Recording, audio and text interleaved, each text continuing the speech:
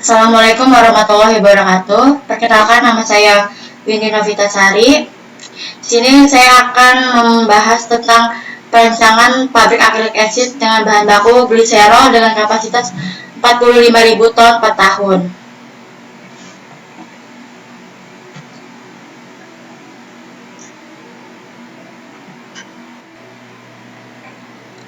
Di sini saya akan membahas tentang akrilik acid, di mana akrilik acid sendiri memiliki rumus yaitu C3H4O2 dengan berat molekul 1,51 gram per mol dengan densitas 0,867 gram per mili, titik didih 141 derajat Celcius dengan titik leleh 14 derajat Celcius. Akrilik acid sendiri memiliki fase cair. Kegunaan akrilik acid sebagai bahan baku yang pertama yaitu sebagai ester akrilik, yang kedua yaitu akrilat metil, dan yang ketiga yaitu etil akrilat, dan yang keempat yaitu butil akrilat, dan yang kelima yaitu sebagai akrilat 2-etil heksil. Analisa pasar, di mana konsumsi akrilik acid sendiri memiliki tabel konsumsi akrilik acid di Indonesia ada nama tiga perusahaan. Yang pertama yaitu PT Mitsubishi Chemical Holdings, dan yang kedua yaitu PT Atindo Pratama Sejahtera, dan yang ketiga PT Propan Raya ICC, di mana PT Mitsubishi sendiri memiliki konsumsi akrilik acid sebesar 220,462 ton per tahun, dan yang kedua yaitu PT Atindo memiliki 14,500 konsumsi akrilik acid ton per tahun, dan yang ketiga yaitu PT Propan Raya dengan 20,867 konsumsi akrilik acid ton per tahun dengan total 255,829. Data produksi sendiri yaitu 140 ton per tahun didapat dari data produksi PT Nippon Shokubei, di mana PT Nippon Shokubei Indonesia itu merupakan produksi akrilik acid di Indonesia. Lalu untuk menghitung peluang pasar didapat dari analisis supply dikurangi demand, di mana kapasitas produksi diambil dari 25% dari peluang pasar, sehingga peluang pasar didapatkan 181,237 ton per tahun, sehingga dapat kapasitas produksi pabrik yang akan didirikan yaitu sebesar 45.000 ton per tahun. Penentuan lokasi pabrik sendiri yaitu berdasarkan pertama yaitu sumber bahan baku, di mana sumber bahan baku sendiri gliserol.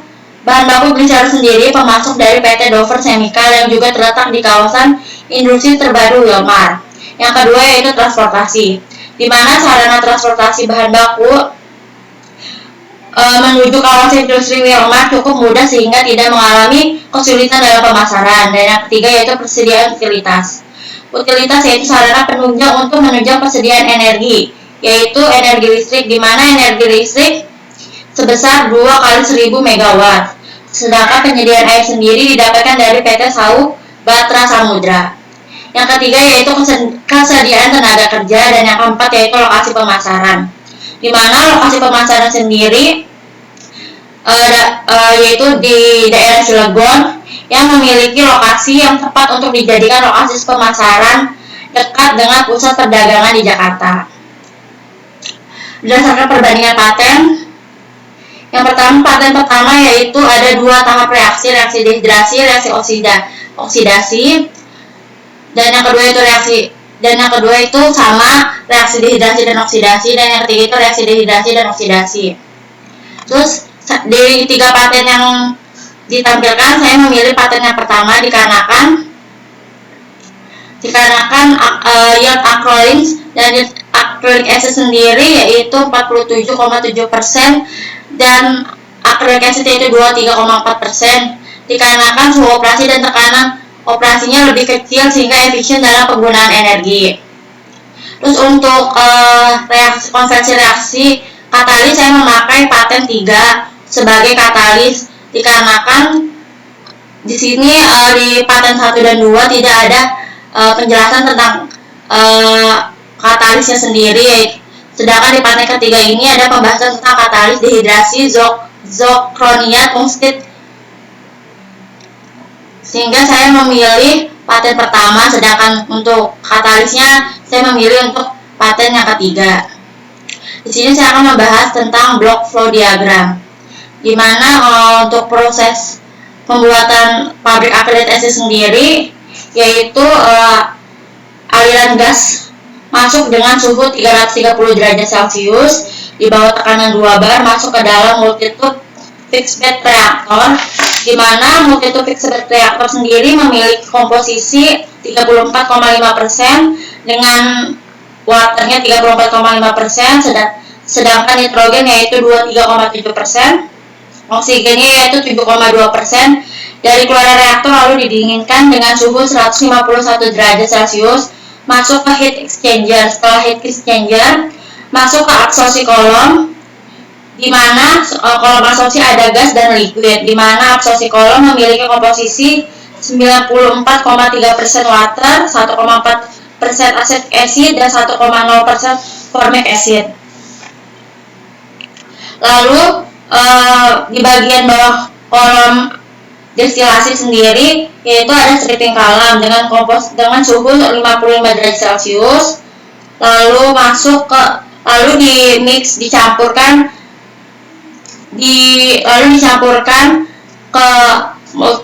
dicampurkan dengan komposisi 39,9% nitrogen, 27,2% akroloin dan 84% oksigen, 16,2% water dan 2,7% asetaldehyde. Lalu dipanaskan, lalu diinjek ke multitube fixed bed reaktor yang kedua dengan suhu 245 derajat Celcius di bawah tekanan 1 bar dengan komposisi 59,1 nitrogen, 13,1 water, 14,7 acrylic acid dan 2,8% oksigen. Lalu diinjek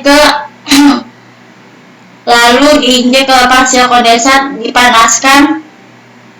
dipanaskan ke heat exchanger, lalu masuk ke separator volt, di mana separator volt sendiri yaitu ada fasa cair dan fasa gas, di mana komposisinya yaitu 77,2% nitrogen dan 3,6% oksigen, 7,2% water dan 5,4% karbon dioksida.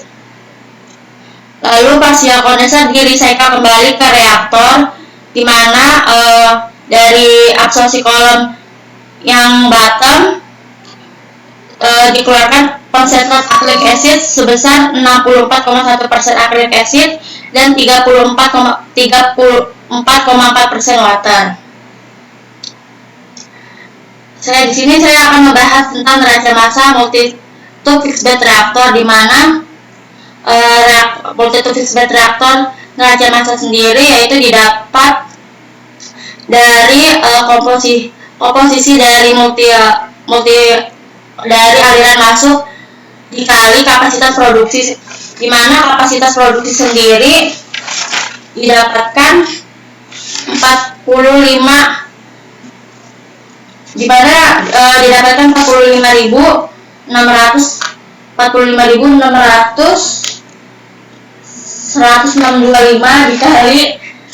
dari komposisi, sehingga didapatkan total neraca masuknya yaitu 46.146,7 kg per batch dengan keluarannya yaitu 461,46,7 kg per batch, sehingga di reaktor ini neraca massanya balance. Yang kedua yaitu saya akan membahas tentang neraca massa di absorpsi kolom, di mana komposisi dari absorpsi kolom sendiri ada gliserol, nitrogen, oksigen, air, katalis, akroloin, asetaldehyde, formaldehyde, dan karbon dioksida, karbon monoksida, dan gas hidrogen sendiri dikali kapasitas produksi, sehingga didapatkan 46.146,7 kg per batch.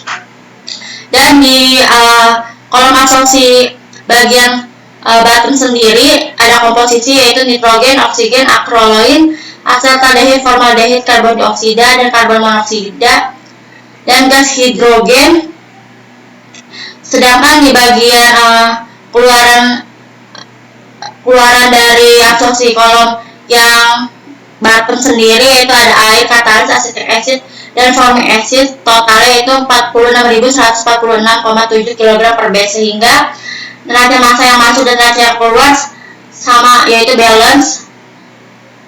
Dan yang ketiga yaitu multitube fixed bed reaktor.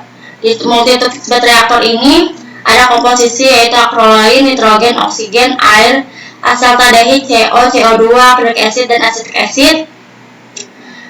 Di mana di multitube fixed bed reaktor sendiri yaitu ada aliran masuk, ada aliran masuk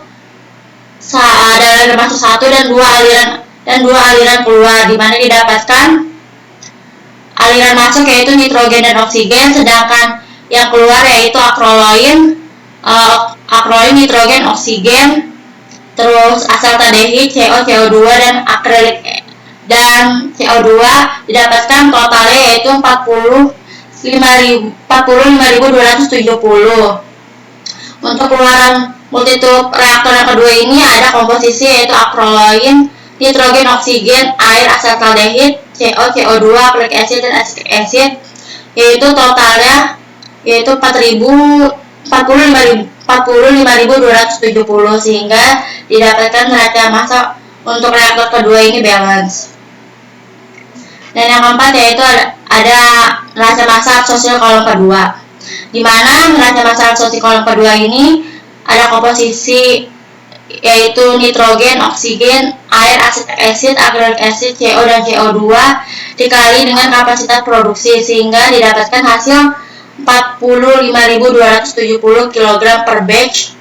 Untuk keluarannya yaitu ada komposisi gliserol, nitrogen, oksigen, air, acetic acid, acrylic acid, asetaldehyde, CO, dan CO2, formic acid.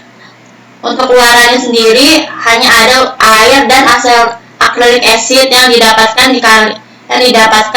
15.444,808, dan sedangkan acrylic acid sendiri 29.580,646 didapatkan dari hasil kali kapasitas produksi, sehingga totalnya yaitu 45.454,5, sehingga antara neraca massa masuk dan neraca massa keluar dari kolom destilasi yang kedua ini balance.